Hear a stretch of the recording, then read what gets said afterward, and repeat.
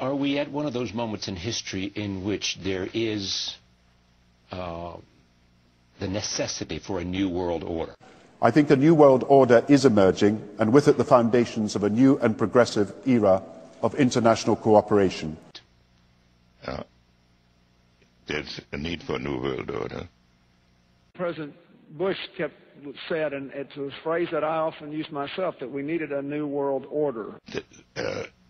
The purely strategic and military problems that the shift in power relationships brings will confuse us if we do not consider that we have to bring about, together with other countries, a different consciousness of what a world order is. We have before us the opportunity to forge for ourselves and for future generations a new world order, a world where the rule of law, not the law of the jungle, governs the conduct of nations.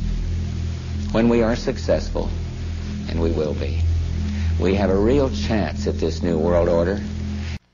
But I think that at the end of this administration, with all its turmoil, and at the beginning of the next, we might actually witness the creation of a new order, because we cannot continue to rely only on our military in order to achieve the national security objectives that we've set. We've got to have a civilian national security force that's just as powerful, just as strong, just as well funded.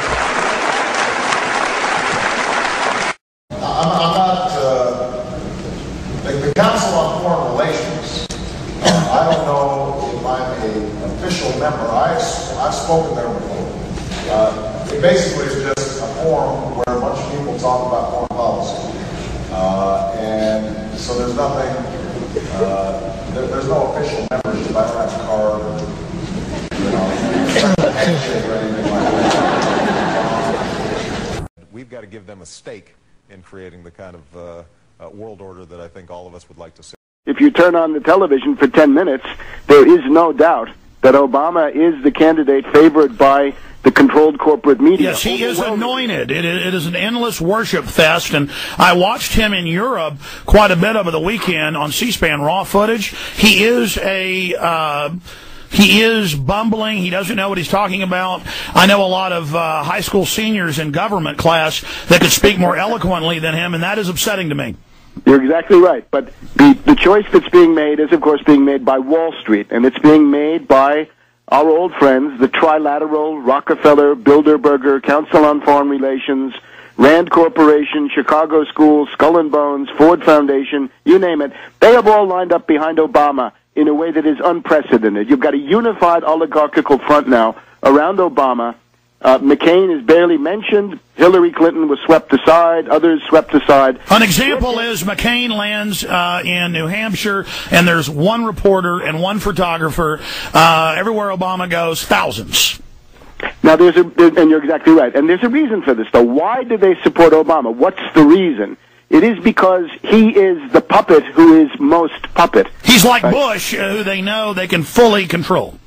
Yes, maybe even more so than Bush. He's somebody who's been raised literally up out of nothing by these trilateral people. My personal hypothesis is that Obama was recruited by Zbigniew Brzezinski at Columbia University between 1981 and 1983. They had just finished up with Carter. You'll remember that Zbigniew Brzezinski and Volcker ran the catastrophic Carter administration. And then pinned it all on him when he was well-meaning.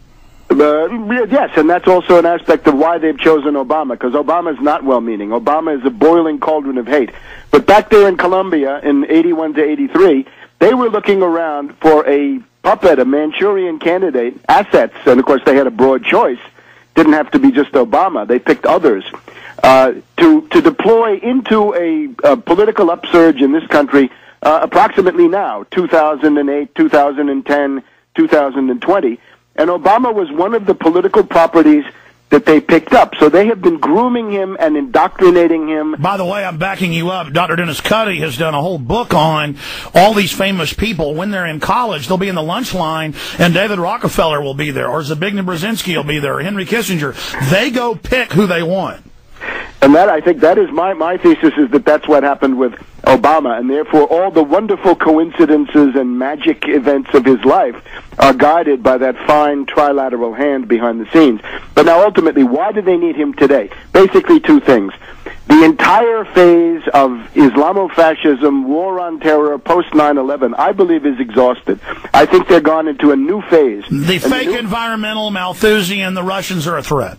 Yes, it's Russia, China, Malthusian, Unabomber kind of stuff, but then it's also human rights, humanitarian concerns, and left cover. We're going from a phase of right-wing cover imperialism to a phase of left-wing cover imperialism. This is why so many of our left liberal friends have not been able to understand this, because they regard all of this as progress. They think that it's something going in the right direction. And, of course, it's not. By the way, the Romans would do this in their different protectorates and new places they'd taken over. They would put a thug in for 5-10 years to murder, kill, stab. Then they would publicly flog him, execute him, apologize, and then rise up somebody from that local area in Germania or Gaul or there in areas of Austria, or it could be in more Asian areas. And then they would raise up a local who on the surface would act like he was friendly to the people, but who would actually intensify taxation and control.